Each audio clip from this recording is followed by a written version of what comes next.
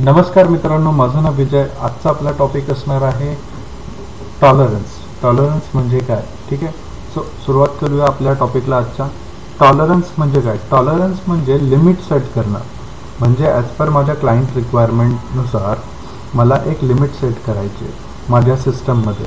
Limit म्हणजे समजा मी एखादी लिमिट लावतो. म्हणजे आता लिमिट लावण्याचं पण एक वेगवेगळ्या पद्धती, म्हणजे वेगवेगळे डिपार्टमेंट असतात. वेगवेगळ्या डिपार्टमध्ये एम्प्लॉईसाठी वेगळी लिमिट लावली जाईल. म्हणजे तो एम्प्लॉई 5 लाखाच्या वरती, समजा 5 लाखाची लिमिट सेट केली नॉर्मल मिडल एम्प्लॉईसाठी. तर समजा 5 लाखाची लिमिट सेट केली, तर 5 लाखाच्या वरती तो पेमेंटचं इन्व्हॉइस बनवू नाही शकत किंवा पेमेंट प्रोसेस करू शकत नाही. समजा फॉर एक्झाम्पल एकाला 5 लाखाची लिमिट लावलेली, 5 लाखाचे, पण त्याला बिलिंगमध्ये आहे 6 लाखाचं पेमेंट करायचं, पण तो 6 लाखाचं पेमेंट करू नाही शकणार. तो फक्त 5 लाखाचंच पेमेंट करू शकतो, ठीक आहे. सिस्टम त्याला अलावच करणार नाही की तो इन्व्हॉइस पण बनवायला त्याला अलाव करणार नाही, ठीक आहे.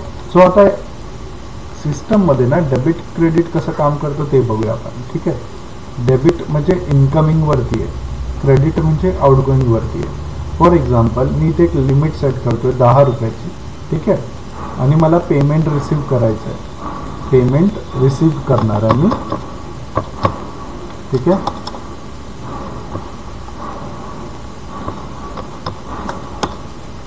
पेमेंट मला रिसीव्ह करायचं आहे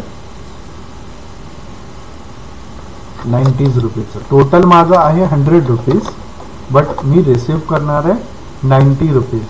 सो 10 रुपीज माझा लॉस झाला, बरोबर आहे. 10 रुपीज माझा लॉस झाला ना. सो हा जो इनकमिंग, जे आता डेबिट कसं काउंट करतो, इनकमिंग पेमेंटवर. इनकमिंग पेमेंट,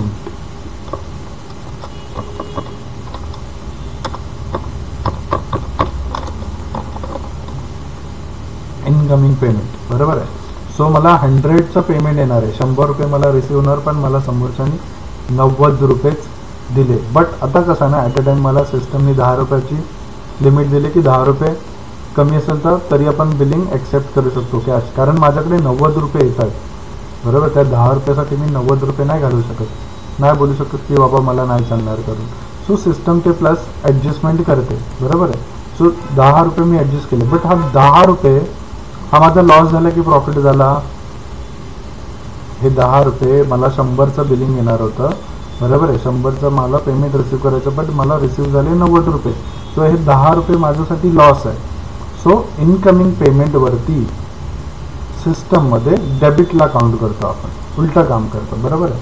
सो हे 10 रुपीज काय झाले, माझे लॉस झाले, लॉस इनकमिंग. आणि आउटगोईंगवरती समजा मला सेम सिनॅरिओ देतो, मला पेड करायचं आहे. पेमेंटच्या जागी मला पेड करायचं, पण 10 रुपये लिमिट दिलेली आहे, बरोबर आहे. समजा 100 मला पेड करायचं, त्याच्या जागी मी 90 दिले, बरोबर आहे. मला 10 रुपये प्रॉफिट झाला ना. सो हे आउटगोईंग पेमेंटवरती, आउटगोईंग पेमेंटवरती, ठीक आहे. Outgoing पेमेंटवरती 10 rupees. सो हे काय झालं माझं, हा लॉस झाला, आणि इथे काय झालं, गेन झालं, बरोबर आहे. बरोबर आहे, हे प्रॉफिट झालं ना माझं, ठीक आहे ना. 10 रुपये माझ्या ह्याच्यामध्ये आले ना, इथे 10 रुपये लॉस झाला मला, ठीक आहे. डेबिट क्रेडिट कसं काउंट करता, इथे इनकमिंग पेमेंटवरती आणि क्रेडिट म्हणजे आउटगोईंग पेमेंटवरती, बरोबर आहे. म्हणजे मी पेमेंट करताना मला 10 रुपयाचा लॉस झाला, बरोबर आहे. सो इनकमिंग पेमेंटवरती मला 100च्या जागी 90च रुपये आले. सो तो 10 रुपयाचा माझा लॉस झाला. आणि आउटगोईंग पेमेंटवरती मला 100 पेड करायचे, तिथे मी 90च पेड केले. सो 10 रुपयाचा मला प्रॉफिट झाला, बरोबर आहे. सो असे सिनॅरिओ पण असतात, त्याला टॉलरन्स बोलतात. आता टॉलरन्सना ग्रुप वाईज पण लावतात. समजा परचेस डिपार्टमेंट आहे, परचेस डिपार्टमेंटमध्ये 100 एम्प्लॉईज बोलू शकतो, 10 करू शकतो.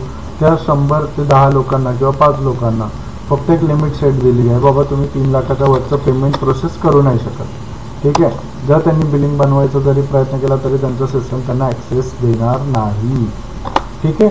सो ह्याला बोलतो टॉलरन्स. टॉलरन्स म्हणजे एक लिमिट सेट करणं, ठीक आहे.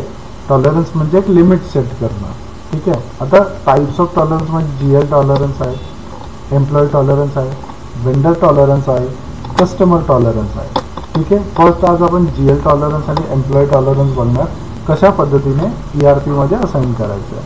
ठीक आहे, म्हणजे लिमिट कशी सेट करतो. त्याच्यानंतर वेंडर आणि कस्टमर टॉलरन्स हे जेव्हा टॉपिक आहे त्या हिशोबाने आपण तेव्हा बघू.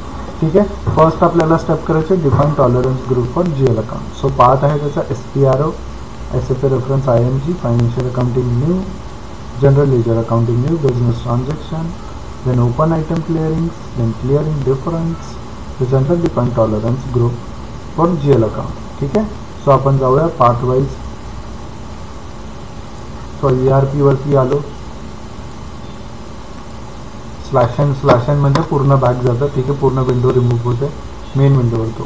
So SPRO click on SAP reference IMG. ठीक आहे. त्याच्यानंतर फायनान्शियल अकाउंटिंग न्यू, त्याच्यानंतर जनरल लेजर अकाउंटिंग न्यू, त्याच्यानंतर बिझनेस ट्रान्झॅक्शन. इथे लक्षात ठेवा business transaction.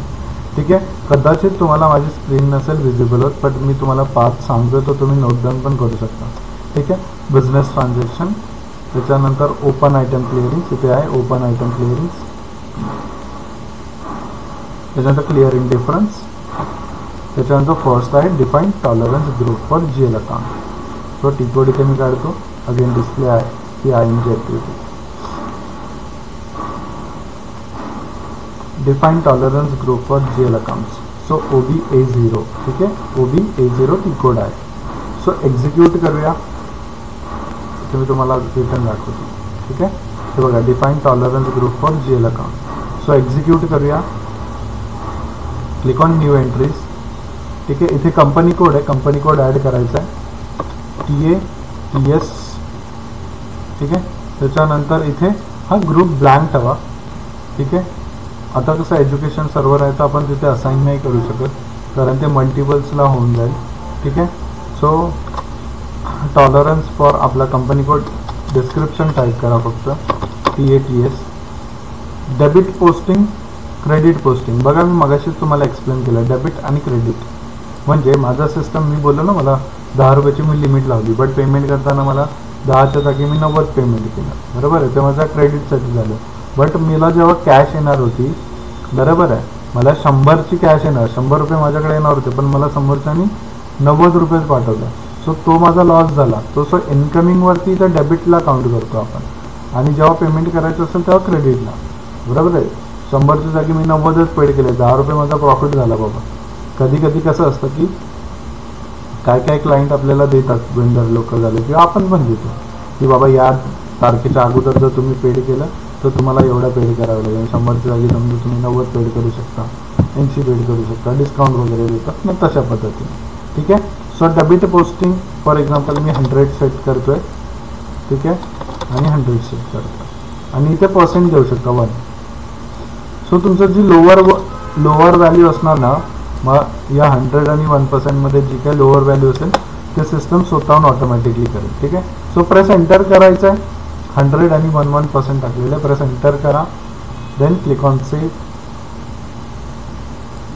Click on okay. Data was save, आपल्याला मेसेज भेटला डेटा वॉज सेव्ह. बॅक यायचं आहे. ठीक आहे.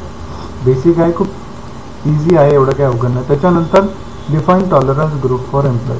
टी कोड आहे OBA4. सेम त्याच्यात कंटिन्यूज आहे डिफाईन टॉलरन्स फॉर एम्प्लॉई. ठीक आहे, OBA4. ठीक आहे. त्याच्यानंतर ERP वरती आलो, सेम कंटिन्यू करा. Define tolerance group for employee execute केलं. अगेन न्यू एंट्री करायची. ठीक आहे. Group keep blank. ठीक आहे. TATS आपला कंपनी. इथे अमाऊंट पर डॉक्युमेंट, प्रत्येक अमाऊंटवरती किती तुम्ही 5 लाखाची, 1 लाखाची.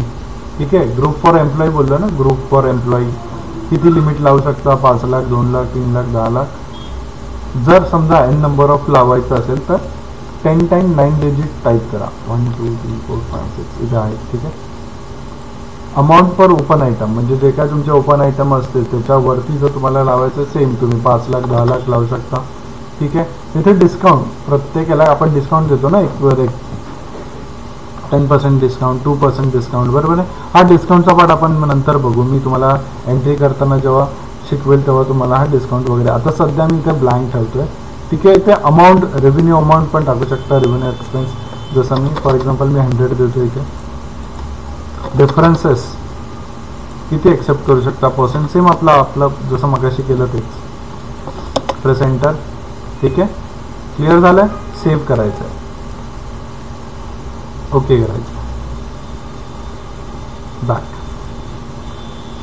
थर्ड वाला आहे assign user to tolerance group. ठीक आहे, ती कोड आहे OB57. आता ही ना वन टाइम प्रोसेस आहे. जेव्हा तुम्हाला तुमचा युजर ID वगैरे भेटेल ना त्या टायमाला ही तुम्हाला एकदा प्रोसेस फक्त करायची. ठीक आहे, सारखं करायची गरज नाही. ठीक आहे, एक्झिक्यूट करतोय असाइन युजर टू टॉलरन्स ग्रुपवर एक्झिक्यूट केलं. इथे काय ना तुम्हाला युजर ID न्यू एंट्री करून इथे युजर ID टाईप करायचं आहे आणि इथे स्टार प्रेस करून जस्ट एंटर करा. मी ऑलरेडी केलेलं आहे त्याच्यामुळे आता इथे रिटर्न नाही करत इथे. ठीक आहे, फॉर एक्झाम्पल इथे बघा प्रत्येकाने युजर ID टाकलेला आहे. बघा युजर ID टाकलाय किंवा ब्लँक ठेवलं तरी चालेल. ठीक आहे, आणि एंटर मारून सेव्ह करा. क्लिअर आहे. बेसिक आहे, जास्त काही नाही. टॉलरन्स म्हणजे एक लिमिट सेट करायची आहे तुम्हाला. ठीक आहे, लिमिट सेट केल्यानंतर तुम्हाला सिस्टममध्ये त्या अमाऊंटच्या वरती तुम्ही पेमेंट प्रोसेस रिसिव्ह पेड करू नाही शकत. ठीक आहे, सिस्टम तुम्हाला स्वतःच एरर मेसेज देईल की तुम्हाला तेवढी अमाऊंट पेड करायसाठी ॲक्सेस नाही आहे करून. ठीक आहे, सो हे डिफरंट आहे. हे सगळे फंक्शन कन्सल्टंटचं कामं आहेत. ते लोक आपण जे शिकतो ते फंक्शन कन्सल्टंट बघतो, कॉन्फिगरेशन बघतो.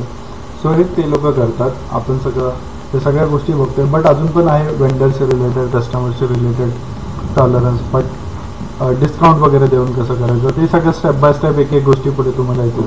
ठीक आहे, सध्या हे बेसिक लेवलवर कॉन्फिगरेशन आता आपण दाखवलं टॉलरन्सचं. ठीक आहे, आय होप सो तुम्हाला समजलं असेल टॉलरन्स म्हणजे काय. टॉलरन्स म्हणजे लिमिट सेट करणं. ठीक आहे, त्या लिमिटच्या वरती मी कोणतीही पेमेंट प्रोसेस करू शकत नाही. पेमेंट आउटगोईंगचं असू दे, इनकमिंगचं असू दे. ठीक आहे, इनकमिंगला तर मला जेवढे पाहिजे तेवढे येऊ दे, माझ्या कंपनीला प्रॉफिटच होणार आहे. आउटगोईंग करताना पेड करताना मला लिमिट एक सेट करणं कंपल्सरी. नाही तर जेवढं पाहिजे तेवढं पेमेंट करू, माझा एक्सपेन्स होत चालला आहे, मतलब नाही. त्याच्यासाठी ही लिमिट असते. ठीक आहे, इन्कमिंगवर जेवढे येतात तेवढे येऊ द्या. ठीक आहे, पेमेंट करताना मला काहीतरी रिस्ट्रिक्शन्स लावले पाहिजे. ठीक आहे, आणि त्या लेवलवरच्या माणसांना ती लिमिट सेट केलेली आहे. ठीक आहे, management, director, board of director. ठीक आहे, अशा प्रत्येक प्रोसेसवरील प्रत्येक फील्ड वाईज तुम्हाला तशी तिकडे लिमिट सेट केलेली असते. ठीक आहे, क्लिअर आहे. आय होप सो हा तुम्हाला सिनेरिओ कळाला असेल पूर्ण. ठीक आहे, क्लिअर आहे. सो भेटूया नेक्स्ट व्हिडिओमध्ये. थँक्यू, धन्यवाद.